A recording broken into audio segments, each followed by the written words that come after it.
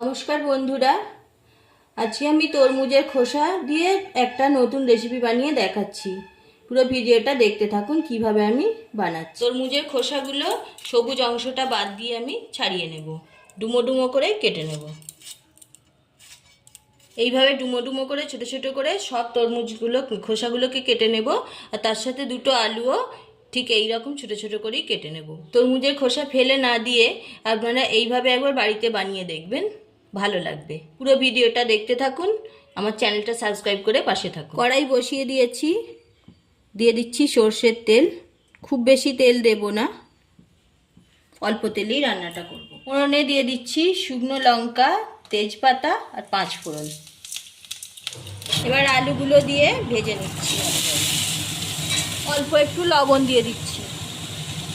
আলুগুলো ভাজা হয়ে গেছে, এবার কেটে রাখা তরমুজের টুকরোগুলো দিয়ে দিচ্ছি।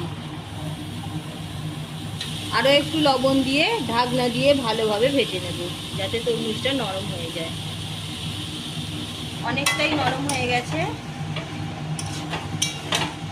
এবার ভিজানো ছোলা দিয়ে দিচ্ছি, দিয়ে নাড়াচাড়া করে খুব ভালোভাবে ভেজে নেব। যে খোসা থেকে যে জলটা বেরিয়েছে সেই জলটা শুকনো হওয়া পর্যন্ত ভেজে নেব। দিয়ে দিচ্ছি টমেটো কুচি, 1 চামচ আদা বাটা দিয়ে দিলাম। আদা বাটাটা ভালোভাবে একটু কষিয়ে নেব, কাঁচা গন্ধটা যাওয়া পর্যন্ত। আদার কাঁচা গন্ধটা চলে গেছে। হলুদ গুঁড়ো দিয়ে দিচ্ছি, লঙ্কা গুঁড়ো, জিরে গুঁড়ো, ধনে গুঁড়ো।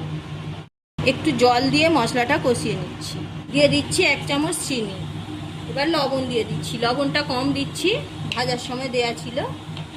খুব ভালোভাবে কষানো হয়ে গেছে। এবার আমি সাদা তিল বেটে রেখেছি, এটা দিয়ে দিচ্ছি। সাদা তিল বাটা দিয়ে রান্নাটা করছি। সাদা তিল আমাদের শরীরের পক্ষে খুব উপকার। একটু জল দিয়ে দিচ্ছি, ভালোভাবে মিশিয়ে নিচ্ছি। আপনারা ইচ্ছা করলে এখানে পোস্ত বাটাও দিতে পারেন। জল দিয়ে দিচ্ছি, ঢাকনা দিয়ে 7-8 মিনিট সিদ্ধ হতে দেবো। 7-8 মিনিট হয়ে গেছে, আমি ঢাকনাটা খুলছি।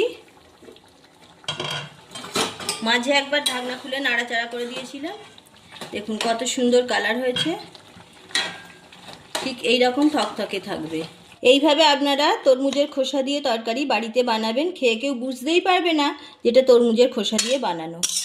রেসিপিটা কেমন লাগলো কমেন্ট করে জানাবেন, লাইক এবং শেয়ার করবেন।